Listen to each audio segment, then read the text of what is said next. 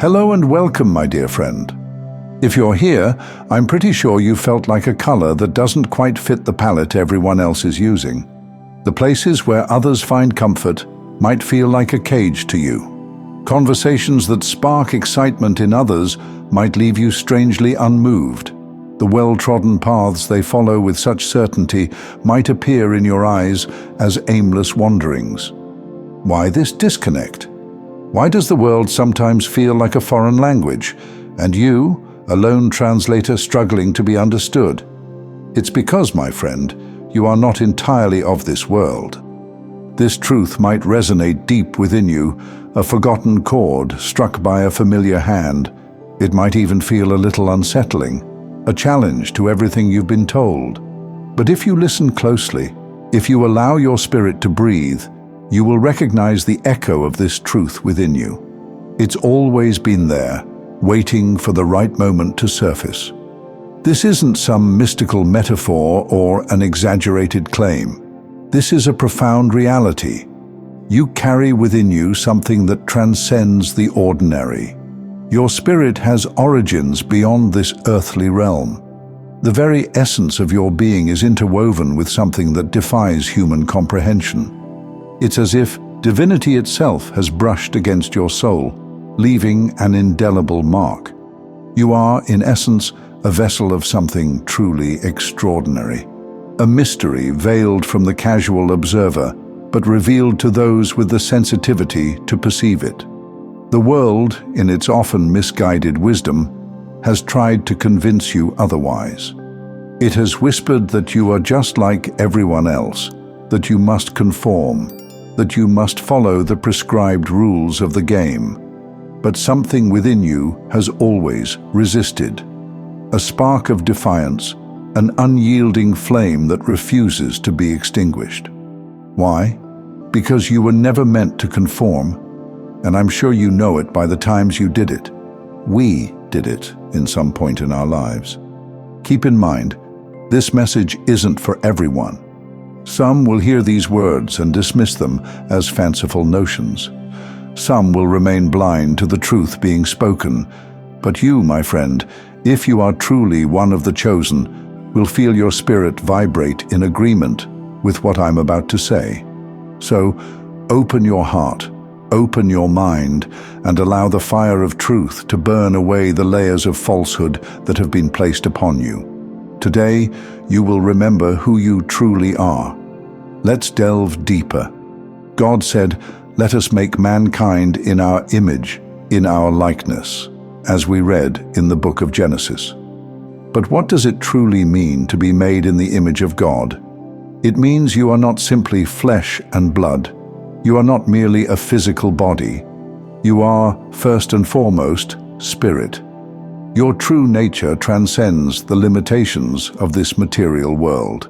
This explains why you perceive things that others miss. This is why your dreams stretch beyond the confines of what seems possible. This is why your spirit yearns for something beyond this life. Because you were never intended to be confined to the boundaries of this world. Your very DNA carries a whisper of the divine.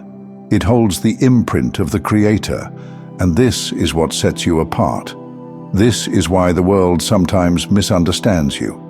This is why people misinterpret your intentions. This is why you often feel like you're navigating a reality that others can't see, because they are perceiving you through a purely human lens. But you, my friend, are so much more. You are spirit clothed in flesh. You are an eternal being experiencing a temporary sojourn. You are a divine creation, carrying the very breath of God within you. And this, precisely this, is why there is a constant struggle to make you forget your true identity. If you ever fully realized who you are, the world's rules would no longer hold sway over you. You would break free from the shackles of fear, doubt, and mediocrity. You would rise above the limitations they try to impose. You would step into your true calling. You would walk in dominion, commanding atmospheres and shifting realities with the sheer power of your faith. Because you are not just human. You are God's image. You are chosen. You are set apart, and the moment you fully embrace this truth, your life will be irrevocably transformed. I want to ask you to support this mission through likes, subscriptions, comments, and sharing, and it is truly appreciated. In the Gospel of John, Jesus makes a statement that is both profound and deeply challenging. They are not of the world, just as I am not of the world. Let that sink in for a moment. He's speaking about chosen ones, those who have been sent into this world, but who do not truly belong to it. This suggests a profound duality, those who are of the world and those who are not. The first group is tethered to this world. Their thoughts, desires, and very existence are bound by earthly systems. They chase after fleeting pleasures, living and dying by the dictates of human convention. They are governed by what they can see, hear, and feel. But the second group, the ones who are not of this world, are fundamentally different. Their existence doesn't begin and end here. Their thoughts operate on a higher plane. Their desires are not aligned with the world's fleeting trends. Their spirits resonate with a different frequency, a frequency that the world, in its limited perception, cannot even begin to understand. And if you are a chosen one, you are part of this second group. Your physical body may have been born on this earth, but your spirit has its origins elsewhere. Your existence was planned before time itself. This is why you often feel like a stranger in a familiar land. This is why the world doesn't always embrace you. This is why you struggle to connect with its systems, its values, its desires, because your very essence belongs to a different realm. This, my friend, is both your greatest strength and your greatest challenge. You were never meant to fit in. You were never meant to blend into the crowd. You were never meant to find comfort in a world that is, in its very nature, transient. You were set apart. You were called. You were chosen. So, we should stop trying to be like everyone else. Stop trying to force ourselves into a mold that was never designed for us. And sooner we grasp this truth, we find the ones who resonate with same frequency. Think of it like this. If something doesn't belong, it becomes glaringly obvious. Imagine a lion strolling down a city street. It doesn't fit. It doesn't belong. People would be alarmed. They would try to capture it, control it, confine it. Why? Because it is fundamentally different. It is not one of them. And this, my friend, is why you face resistance. This is why you are often misunderstood. This is why, no matter how hard you try to blend in, something always sets you apart. This is why rejection sometimes follows you like a shadow.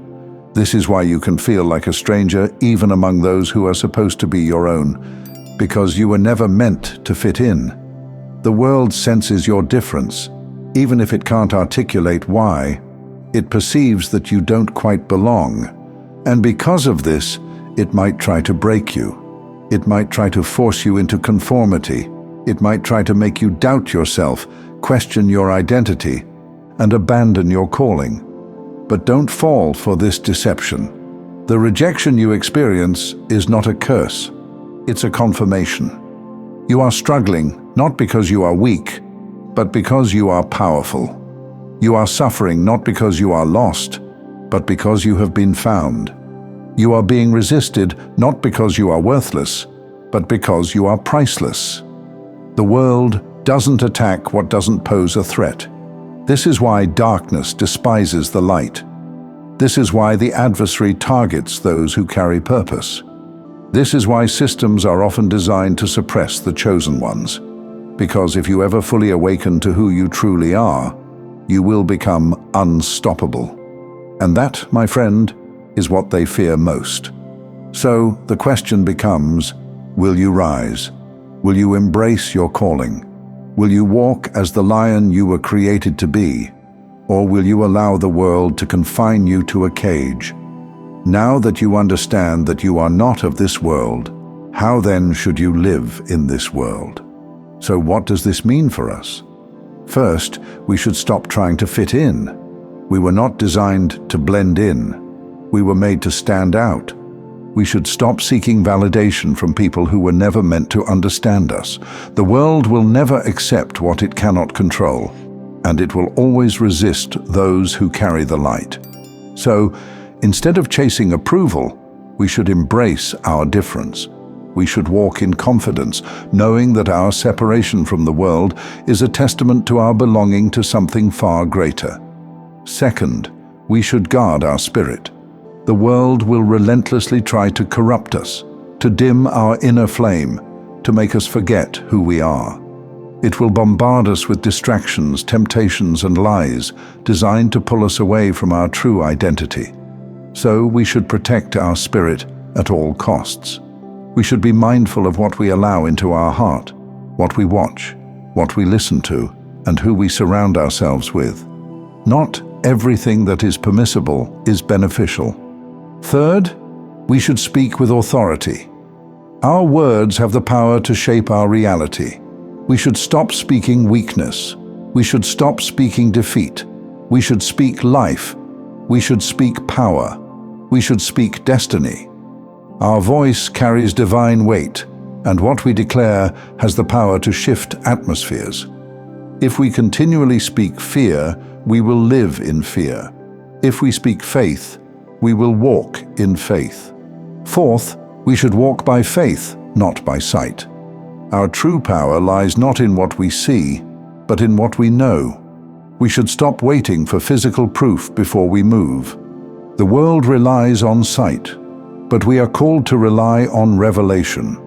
Faith is knowing that even when nothing makes sense, God is still in control. Faith is stepping forward even when the path is unclear. Faith is moving even when fear tells us to stand still. Fifth, we should stay connected to the source. Our strength does not originate from this world. It comes from above. If we remain disconnected, we will feel powerless, empty, and lost. The key to living victoriously is abiding in the presence of the one who sent us. We should spend time in prayer. We should meditate on His Word. We should surround ourselves with kingdom-minded people. When we stay connected to the source, we walk in authority, wisdom, and divine power. So rise, my friend, and take your place. Thank you so much for taking this journey with me. If you found value in this message, please like the video and share it with others who might benefit. Don't forget to subscribe and continue your amazing journey by watching one of the videos showing on your screen that resonates with you the most. See you there.